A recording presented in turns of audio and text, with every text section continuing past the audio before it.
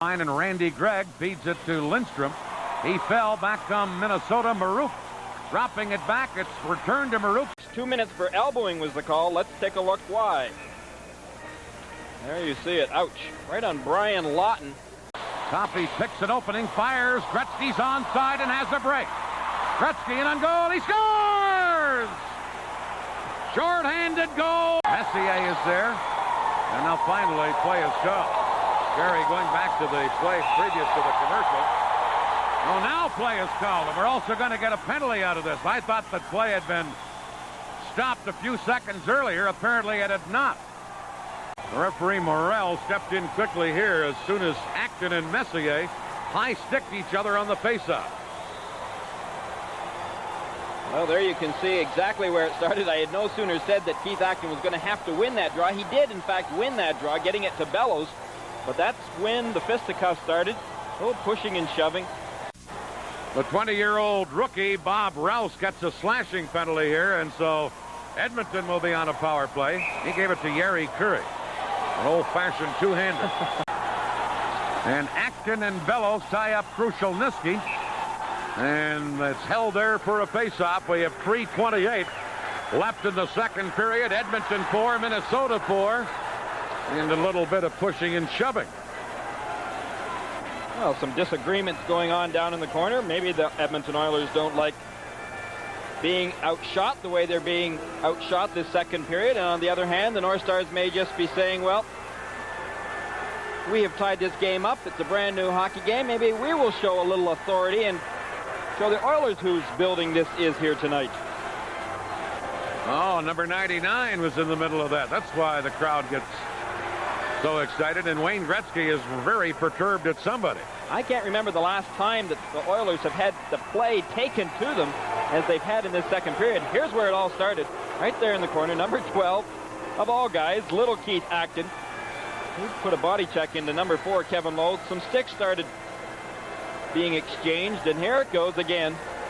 Number 12, Keith Acton. Remember, I've called him Yin Yang before. Lee Fogelin just put Yin Yang right into the boards head first. See that he obviously did not enjoy being pushed into the boards in such a manner. What's your nickname for him? Well, we called him Yin Yang. He played for me in Peterborough, and they called him Yin Yang because he skated around just like a warbling dervish. He used to be a Canadian speed skating champion, in fact, and he's quite a team player, Dan. Harold Snepps has added some muscle to this Minnesota team. He looks fierce, doesn't he? You've got to think about that when you come down on a one-on-one situation against Harold Snepps. Meanwhile, Kurt Giles with a little cut across the bridge of his nose. Called against Minnesota and against Neil Broughton. It happened behind the play. Gretzky did not have the puck. Broughton took him out and gets an interference penalty. Dennis Morrell very alert on that play because that was way behind the play. Broughton doesn't look too happy, does he? Well, let's take a look at it. There's Broughton. The puck is way up now, almost at the red line. Well, now Dennis Maruk getting into a scrap as we move back to the live action. And they're out of my view. I can't tell who. It's Kevin Lowe, I believe, the Edmonton defenseman, and Dennis Maruk. Interesting, Bill Mahoney was saying before the game that Dennis Maruk, he doesn't think has ever played better. He's got off to an excellent start during training camp. He's playing both ends of the rink. I think Dennis Maruk realized that he either had to play both ends of the rink or he wasn't going to become a North Star any longer. And as a result, Maruk has played extremely well. There you see Kevin Lowe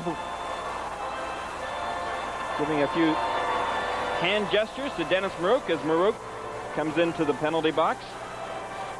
What's turned his game around? He seems to have started to concentrate a little more on defense.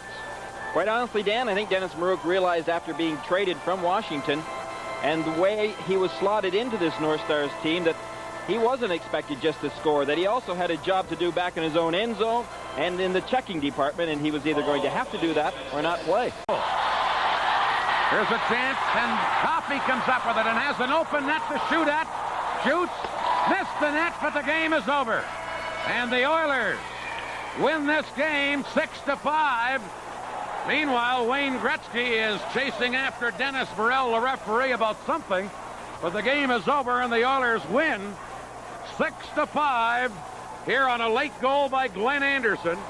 His 4th of the season, his 2nd of the night. Lindstrom the assist, 19-12 the time. Shots on goal in the game favored Minnesota, 47-33. But Edmonton wins the game.